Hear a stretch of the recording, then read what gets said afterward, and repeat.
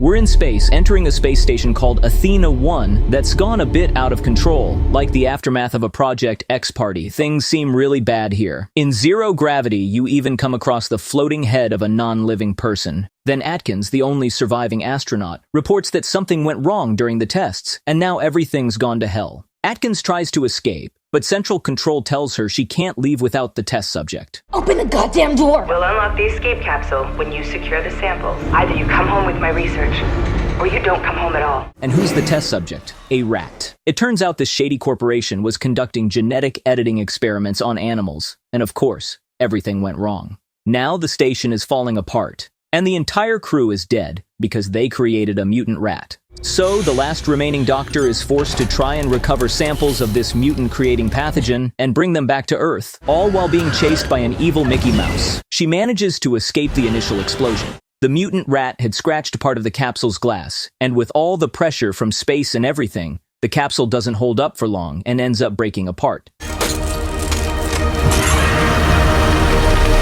And the vials with the pathogen fall into Earth's atmosphere. Now we're heading to Jumanji, where we find ourselves walking through the jungle with The Rock, a super chill primatologist responsible for overseeing the gorillas at a sanctuary in San Diego. He's brought a group of people here to learn about his work, watching how a male gorilla tries to win over his girl with the ancient art of mating. The Rock then shows us how skilled he is at communicating with the gorillas, and they listen to him. Pablo, it's okay. Femi Inu on station. Calm. We also meet George, the Yeti from Monsters, Inc. He's the albino gorilla, the leader of this gorilla troop. The two are great friends and have a lot of fun together. George has a unique sense of humor, scaring all the humans around and flipping The Rock, who, by the way, is named Davis, the middle finger. It's important for you to be nice to Pablo. Poachers killed his entire family. You and I cool? Come on. I can't, come on. I'd never have taught you that. Now, come on, now get me, come on. After a failed attempt at flirting, Davis heads home. That was amazing. You have time for a drink? Yes. Your allergies acting up. Huh? Animal dander? Appreciate it. I already have plans tonight. But before he leaves, his colleague asks him why he always feels more comfortable around animals than people. Davis simply says that he prefers the company of animals over humans. Weird. You like hanging out with animals more than people. Animals like you, they lick you. They don't like you, they eat you. As Davis drives home, the pathogen samples that entered the atmosphere fall like meteorites. One lands in George's habitat, another in a forest near a wolf, and the third in a river near a crocodile. These three animals inhale the pathogen, so now the mutation begins. The next day, The Rock finds his friend George very frightened because he got into a fight with a grizzly bear and killed it. Davis tries to approach and talk to him with the power of friendship, but the gorilla looks very sad and distressed. And on top of that, he's grown much larger due to the gas. George.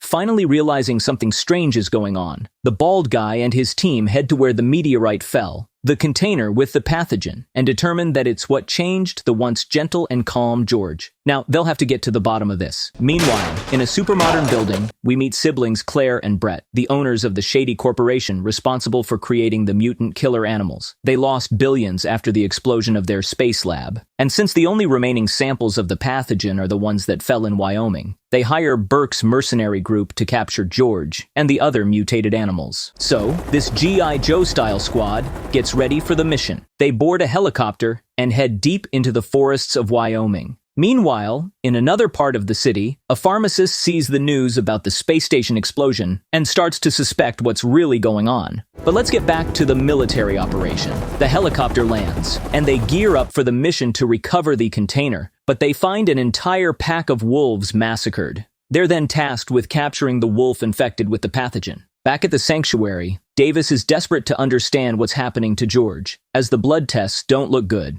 Now, we meet Kate, the same woman who was watching the news. It turns out, she's actually a genetic engineer who learned about the shady experiments of the suspicious corporation. She tells The Rock that she used to work for this company and explains what's happening to George. He keeps growing and becoming more aggressive because the pathogen from the shady corporation has a very unstable formula, and the results can vary greatly. He's growing, isn't he? At an unprecedented rate, increased strength, speed, agility, demonstrating levels of aggression you don't see in his species. However, she has developed a compound that can balance the growth and development uniformly. In short, Kate is the only one who can save George. Unfortunately, the albino King Kong gets tired of waiting, breaks out of his cage, destroys everything, and heads out into the streets.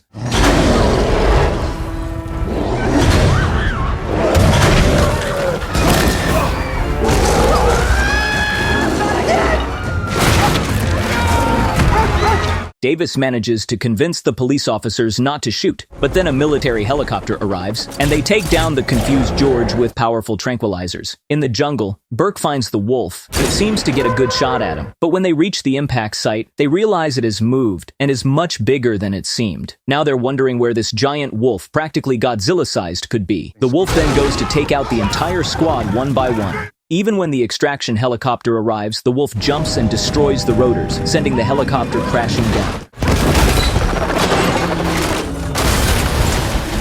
Now our bad boy is all by himself, and the cute dog is behind him with his huge teeth and bad breath. Of course, Burke doesn't stand a chance, and the wolf ends up eating him like a cookie. Now in the city, the military takes Davis and Kate to a base where they're handcuffed and brought before the man in charge, Harvey. I am Agent Harvey Russell. Hell of a day, huh? Science experiments falling from the sky. Giant gorilla on the loose. Just the kind of exciting shit we here at the government tend to notice. The Rock and Harvey have a tense, testosterone-fueled exchange, with both men brimming with intensity. The agent tells them that since this giant gorilla is a threat to society, they're going to transport him on a plane. The Rock warns that it's a very dangerous and stupid idea, but Harvey insists that they'll do things his way. So, they're also taken on the plane along with the mutant gorilla, who it turns out has the same superpower as Deadpool, healing his wounds surprisingly quick. During the flight, the agent reveals they work for an unnamed government organization. Well, sir, I work for the American people. CIA, Justice League. And that George isn't the only one. There's also a loose mutant wolf that the internet has nicknamed Ralph. The Rock cuts him off, warning that the sedatives will soon wear off due to George's accelerated growth, and he'll wake up and tear the plane apart.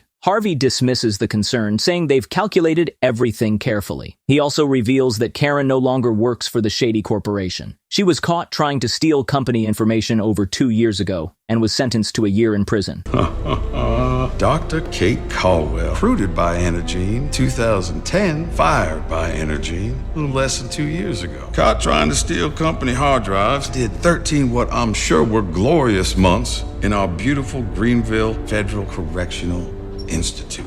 And she even admits that she doesn't actually know how to save George. You cure George or not? Energene was working on a countermeasure to the Yes or pathogen. No.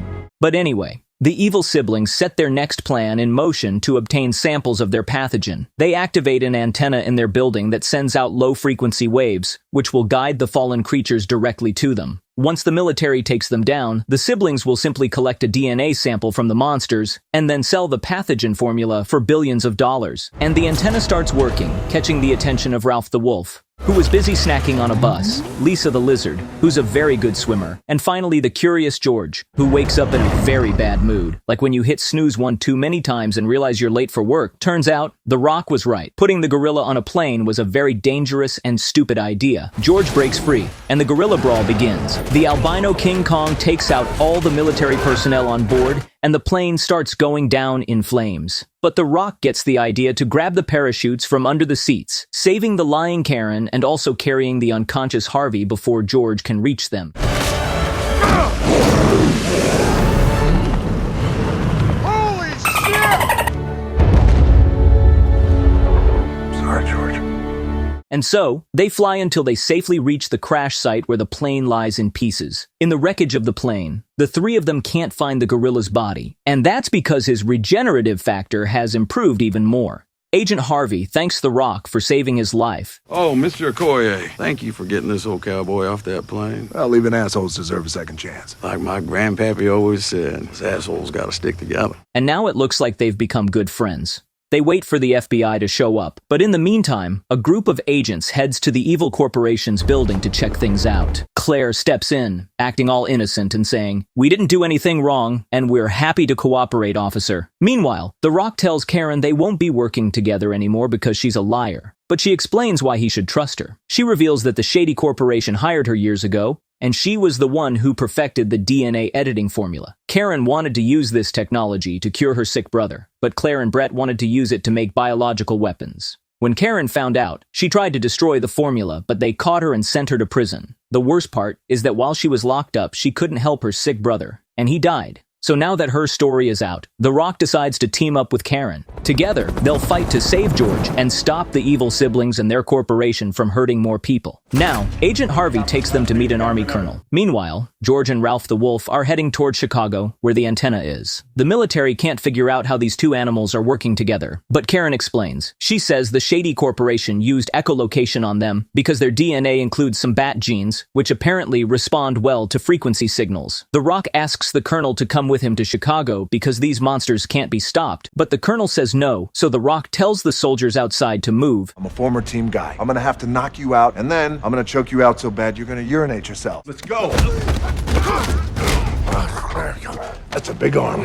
Sleepy time. And then he does what anyone would do. He decides to steal a helicopter. Agent Harvey shows up and says, "Got it. Here are the keys, bro. Have a nice day." You know this ain't no truck stop, amigo. They don't just leave keys under the visor. In my life, I reckon it's the least I can do. Do what you do. I'll be in touch. Now our heroes head to Chicago to try and stop George and Ralph. Luckily, because the military's attempt to take them down with a bomb failed miserably and the monsters ate everyone, The Rock did warn them. When the team finally arrives in Chicago, they find George and Ralph wrecking the city, breaking buildings, smashing tanks, and taking down helicopters. And to make things even worse, the lizard shows up to the party too. There's something big in the river.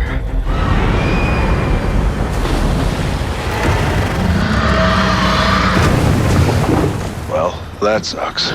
These titans are having a blast tearing up the city, while The Rock and Karen head to the Shady Corporation's building, hoping there might be an antidote for the pathogen there. At the military base, the colonel orders a massive bomb to be dropped on the city to take out the monsters. But Harvey argues that his friends are getting the antidote to stop the monsters without blowing up half of Chicago. The colonel, being incredibly stubborn, tells Harvey to shove it, proving to be a real fool. The Rock and Kate reach the corporation's building, and after breaking through a few doors, they find the famous cure, a serum that could save George. But then Claire and Brett show up. Claire explains that this isn't exactly a cure. It won't return the animals to their normal size, but it will make them less aggressive and murderous. She demands that Karen hand over the cure and tells them to come along. When The Rock refuses, he shoots the evil siblings. They make their way to the building's rooftop, where the sweet little animals arrive to destroy the antenna that's been calling them all this time. Claire is about to finish off Karen, but George arrives. Brett runs away, and the gorilla grabs the helicopter, leaving Karen in a tight spot. But wait, the bald guy is still alive. Karen tells him that she hid a sample of the cure so they could give it to George. The problem is they don't know how to administer it. Luckily, the evil Claire returns, and The Rock calls out to the gorilla. Karen puts the cure in her bag and takes down Claire. However, there's still the issue of Brett. He's run down the stairs and bumps into Agent Harvey, who tells him, "Hand over your laptop with the incriminating evidence, and I'll let you go." Brett replies, "Sure thing, sir. I'm happy to. I don't even like my sister." I'm guessing you got a laptop in that bag there. Just hand it over and be on your way. My sister did all this. I mean, this wasn't even my idea. This coward hands over the laptop and leaves happy, only to get crushed by a falling wall. Oh, that was a lot. The agent heads off in another direction, but with all the chaos caused by the gorilla, wolf, and lizard, the building is collapsing. Our heroes scramble into a damaged helicopter, trying to stay afloat as the massive structure falls apart.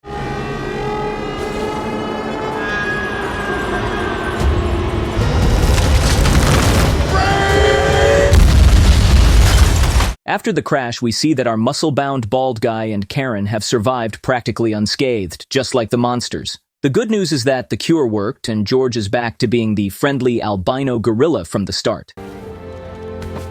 Oh, I look like shit. You look like big shit. They decide to take down the other two monsters, while Karen goes to find Agent Harvey to cancel the airstrike. Donkey Kong Albino and The Rock face off against Ralph and Lisa the Lizard. The gorilla, now armed with a metal beam, takes down the crocodile. Next up is Ralph, who gets thrown around, literally. The Rock comes up with a plan, tossing a grenade at the lizard and making it crash into the wolf. The lizard devours the wolf's head.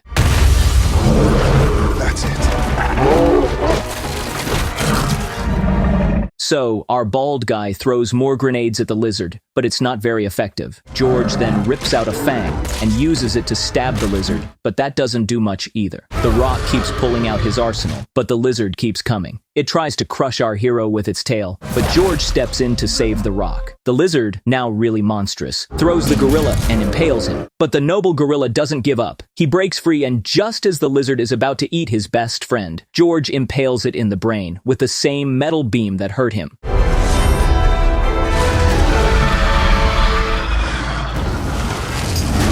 Seeing that the power of friendship and the Rock's charisma have saved the day, the army colonel decides to cancel the airstrike. Chicago isn't completely destroyed after all. The Rock and George chat a bit, with the bald guy admitting he owes his life to George, who gives him a friendly smile, but all that fighting left our gorilla pretty beat up, and he takes his last breath, thinking he saved a lot of lives. Just then, Karen, Agent Harvey, and the military show up and get the remaining civilians to safety, and that's where the story should end. George is actually alive and just playing a joke on his bald friend. Did I just see you close your eye? I just saw you open your eye.